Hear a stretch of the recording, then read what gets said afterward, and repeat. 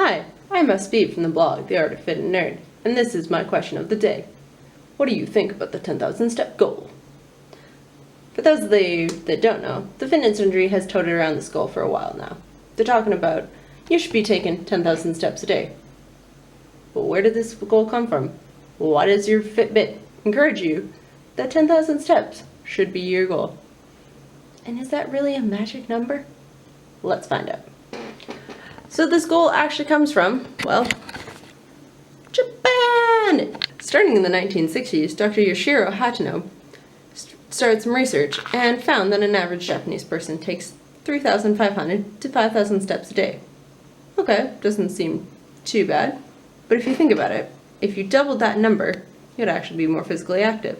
And he found if you hit that magical 10,000 steps a day, you'd actually be burning about 20% of your caloric intake, which is pretty good, just for moving around and taking 10,000 steps.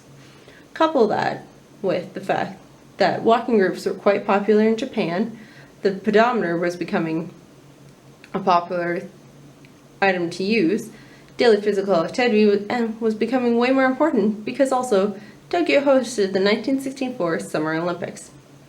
It's a pretty good time to actually get into physical activity. So here's how it went. To further the idea that 10,000 steps was a good activity goal, pedometers, especially one company, marketed them as Manpoki. This roughly translates to 10,000 step meter. See where we're going with it? It's a marketing campaign. That's where it comes from. As pedometers are a fairly easy thing to use, you just kind of clip them and go, very user-friendly. Their sales increased, and now in the Japanese household, there's almost 3 pedometers in a house. There are also yearly sales of 7 million of these devices in Japan sold. So I think we're on quite a hot streak here. Fast forward to 2016, where your Fitbit buzzes saying that you've reached this 10,000 step goal. Wearable tech has been very conveniently included into our daily life now, and most of these devices come with that 10,000 step indicator. So is this 10,000 step goal really a good idea? It actually all comes down to you. What's your current activity level? Are you going to actually wear this device that'll count your steps? Do you do cardio that is step-based, or are you going to be bouncing around some other way? If you like something that you can be accountable to and easily check where your progress is, a pedometer might be a good idea. But it also can be a good indication of whether a 10,000 step goal is actually a good reality for you. Something that you might want to think about is starting off with your pedometer and counting your steps on average of how many you're going to be taking in a normal day.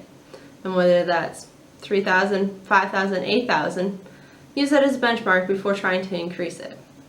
And make your increase reasonable. If you are only taking 4,000 steps, that 10,000 steps might be a far reach to start off and just jump to.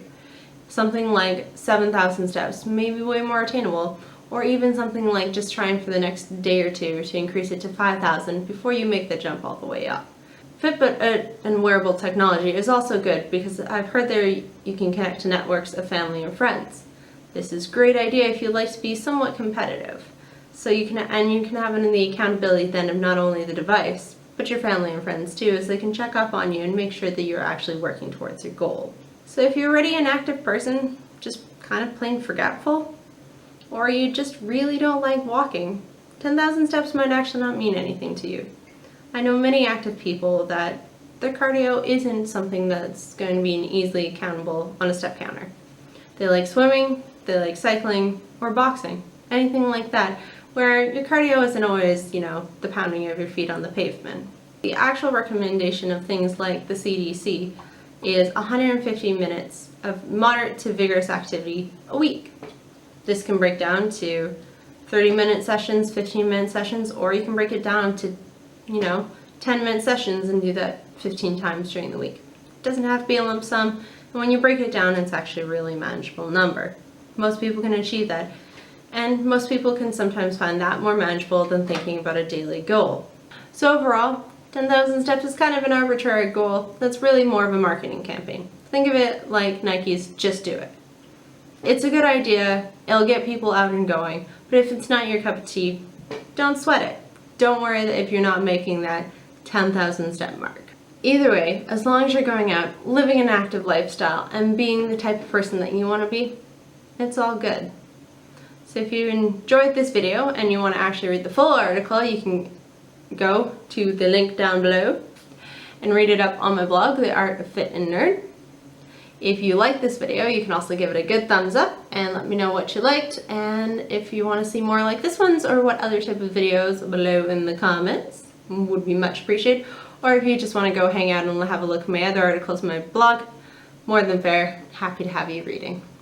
So get out there, live a happy lifestyle, and have happy training. See ya!